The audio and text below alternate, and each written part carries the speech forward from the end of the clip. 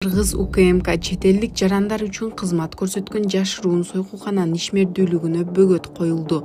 Кыргыз УКМК тарабынан жүргүзүлүп жаткан системалуу ыкчам издөө иш-чараларынын алкагында Борбор калаанын аймагында караоке клубунун кейпин кийип, чет өлкөлүк жарандар үчүн гана интимдик мүнөздөгү эскорт кызматтарын уюштурган жашыруун жай аныкталды. Топтолгон материалдардын негизинде 2025-жылдын 5-сентябрында козголгон кылмыш ишинин алкагында жогоруда аталган жайда жүргүзүлгөн тинтүү иш-чаралардын натыйжасында жашыруун түрдө интимдик кызмат көрсөтүп жүргөн 36 кыз, ошондой эле бул жайдын кызматынан пайдаланган 19 чет элдик жаран аныкталды.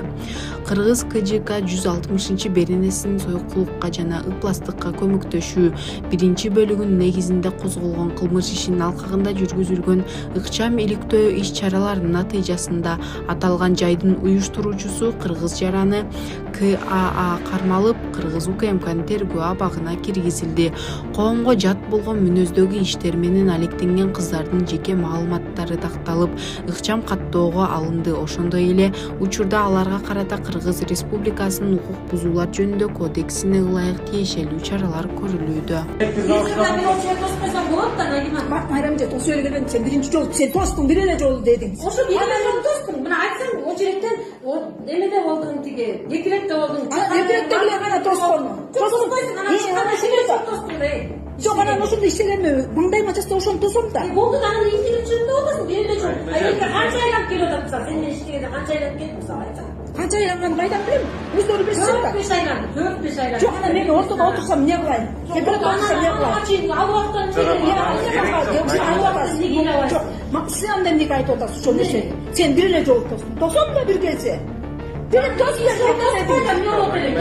Мугалимден комиссияны коноктоого акча талап кылган директордун тасмасы тарады. Социалдык тармактарда өлкөдөгү мектептердин биринин директорунун кабинетинде болгон сүйлөшүүнүн видеосу тарап жатат. Ал 26 августта Нарын районунун Жаркөчкү айылындагы мектепте тартылганы айтылууда. Тасмада директор мугалимге мектептин ачылышына байланыштуу комиссия келери күтүлүп жатканын жана мугалим чай кечесин уюштуруу үчүн 15 000 сом бериши керектигин айтат. Мугалим ачуусу келип, бирок директор бир нече жыл бою декреттик өргүүдө жүргөнүн жана мурунку жыйындарга катышпай калганын айтат. Ошондуктан эми иш-чараны каржылоо кезеги мугалимде. Билим берүү министри Догдуркул Кендирбаев бул боюнча комиссия түзүлүп, мектеп директору кызматтан алынганын Facebook баракчасына билдирди. Башкармалык кошумча маалымат берүүнү парламент Жалал Абад шаарынын Манас деп өзгөртүүнү 3 окууда колдоду.